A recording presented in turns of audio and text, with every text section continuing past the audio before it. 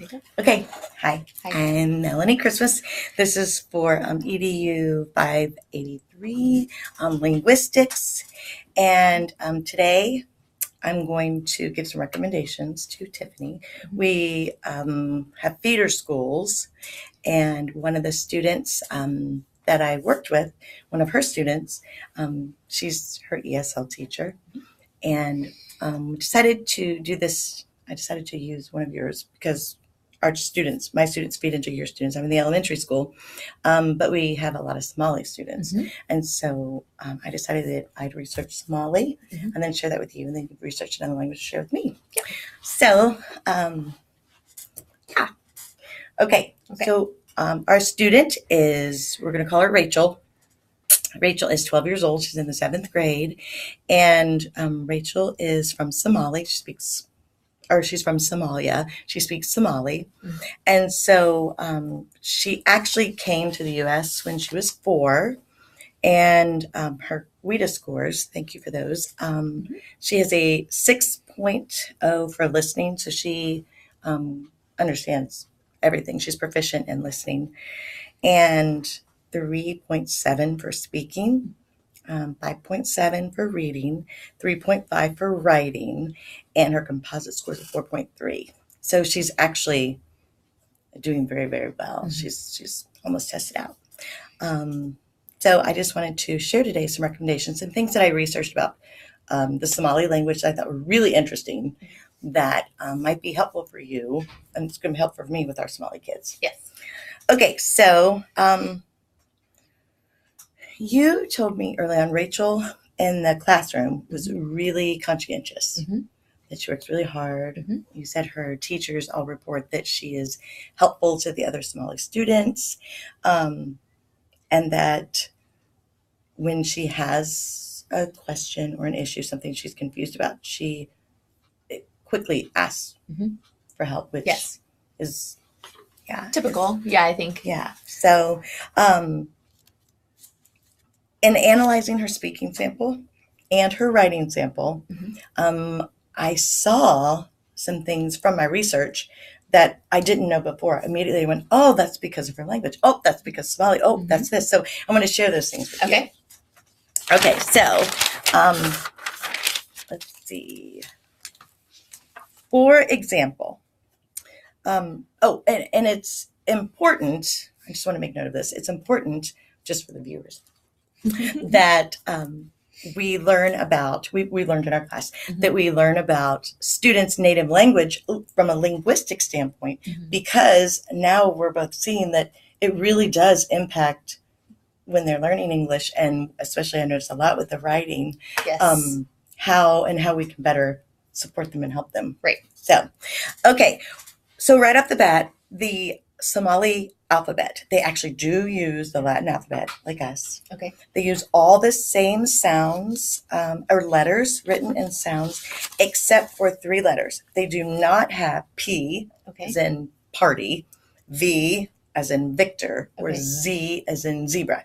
They do not have an equivalent to that. Okay. So when our Somali students are reading or writing to process that sound in their head, that's not one that they completely new. Right. It's completely new. They don't transfer that. So that's just something to keep in mind. I thought that was interesting. Also, and I was going to show you, here's the alphabet. Sorry, I'm not my mom. That's okay. Here. Yeah. Okay, so like our alphabet, of course, it looks very different written. Yeah, but there's a lot of the similarities. There are. Yeah. So they have 22 consonant phonemes, and they have the same 5 vowels. However, in Somali, I'm out of the camera. Thank you. I can tell. In Somali, each vowel represents one sound. Okay. So in English, we have AI says A, IR, all of these different combinations to represent our vowel sounds. They have an A is an A. Each sound has one letter. In their writing and spelling, I found this very interesting. When they write and spell, so those are the short vowels. In order to make a vowel long, they double it. Oh. So it's AA. Gosh, or that's almost II. easier. Don't Yes. you wish ours was that easy? Yes, and think about whenever I've looked at Somali writing, just from parents or just what I've seen online, there's a lot of words that have I, E, AA. That signifies that it's a long vowel. It almost makes sense. Like you almost think about English kindergartners or first graders who are learning phonetically. That would be so much easier for them. Isn't that funny? Yes, I literally thought when I saw it, I thought, wow, this makes so much sense. Yeah. It makes a lot more sense. That's crazy. Which makes it difficult for our kids. And the Somali children, when they're reading, I have noticed sometimes that when she, in her, actually not Rachel, but some of my other kids, whenever they're reading, and they'll get to different vowels, especially long vowels, they'll almost like guess at it sometimes. Like they, and even our own, like when two vowels go walking, that doesn't always fit. That doesn't apply. I know. So I thought that was interesting. That is interesting. And then also, of these, let's see, what was it? 15 letters actually transfer. That's great. Yeah, they transfer for them. So, I thought the vowels was really interesting. Also, they are tonal, the tonal language, but unlike you and I we both teach Chinese children online. So unlike Chinese, their tonal system does not affect the meaning. Oh, whereas in Chinese it affects the meaning. Very much. Somali, yes. All it not all, but what it impacts is stressing, like putting emphasis on something. Words. Yeah, but it doesn't sort of like our inflection. Exactly. Okay. Exactly. Got it. But they use it within words, within sentences. So that's something too that a lot of times, sometimes in the speaking analysis, she stretched some of her words out a little bit. And sometimes the Somali kids will really emphasize, like when they see the two vowels or even two consonants, they stretch that sound a little bit because they're giving more emphasis to it, even in English. Yeah. Okay. So that makes a lot of sense. Yeah. And then let's see. Well, as far as the syntax, I found this interesting too. Our sentence structure, our word order is subject, verb, and then object. Theirs is subject, object, verb. So they will, a lot of times, newcomers, notice that so many newcomers, their verbs will be at the end. And so when they're writing, sometimes their sentence structures off. Yes. She, on the other hand, because she is higher for sure, her sentence structure is good. I did notice too, and I meant to find this again, but they do not, their system, unlike ours, is masculine, feminine. They assign gender to their nouns. So the nouns are gender related, ours are not. Right. The only thing that we have plurals. Yes. We have our plurals. They do not have that. There's a sign, depends on their gender. So in her writing, she misses, there's some other places where she misses the plural. So that's easy to point out to her. But I didn't realize why they did that. But now I understand. Yeah, and it doesn't affect necessarily the meaning or purpose of the writing, which is nice. Exactly. It's just a little grammar thing you can. It's just something that as they get older and to tweak it, they are extremely prideful. Yeah. And really want to do, I don't say perfectionist, but they're very, very prideful in their work. Yes. And I see that too very much. Yes. So when they make a mistake, they want to know how to fix it and how to correct it. And I love that about the culture, actually. I think that's wonderful. Okay, so they're, let's see. They're noun, inflection. That's what I mentioned, the word order. I had it right there in my mind. Oh, articles. Okay. Are, the, a. Oh, really? They do not have articles. So it makes sense. I've noticed a lot of times they'll leave the article out. Like this sentence here, she says, distracted drivers and knocked down elementary kid.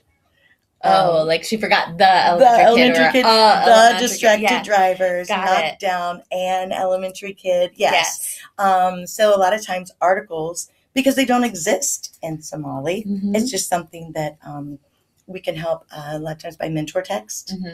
things like that, just immersing or giving lots of yes, authentic yeah, well, and a lot of like experiences. social, I mean, even like social experiences, like Yeah. this paper or that pencil or a pencil, like Right. just that's more something you could do on a day-to-day basis Exactly. more than teaching it as a grammar skill. Exactly. Yeah. Because as we learned grammar skills, just like when we were going through school, we've learned to grammar. It's not the way to authentically learn language. I learned how to conjugate the verbs in French and German, but speaking it, yeah. So, Yep. Okay. Because she's at such a high level, I was the mentor text, or the text that she used is argument. And so looking at it, I was able to look at this because of her strengths. And I just wanted to point out, she is very, very good at the emotive language. Oh, good. Yeah, she really draws on bringing out the emotion to persuade the speakers, which was really strong. I wasn't expecting that. I was really proud of her there. And then her claim. So in the very beginning, she goes right into the mentor text, or the I keep saying mentor text. Sorry, the text that she had to read was about leash laws and whether you should have a leash law or not in the community. And she actually went right into why some people don't want leash laws. Right. And her stance, her claim is that we should have leash laws. Oh, okay. Yeah. So I think for her, just again, more exposure, mentor text, yeah, more conversations, just a little more time. Yeah. And maybe, peer discussions and peer samples and those kind of things. I know she'll get it. She's such a smart girl and she works so hard. That's just one thing that I think would be good mentor argument text. But to her benefit, it's impressive that she can see both sides. Absolutely. Unfortunately, it is an argumentative piece, so you do want her to write one way, but for her to be able to see both sides is also something that is sort of remarkable for a second language student. Sometimes they can only see their side. Yeah, their way, especially when they can only verbalize orally or in written form one way. A lot of students tend to just go that way without really recognizing that there is an alternative perspective. And I also think her in particular, Rachel is a leader. You mentioned that she's really helpful with the other Somali kids. She translates for them.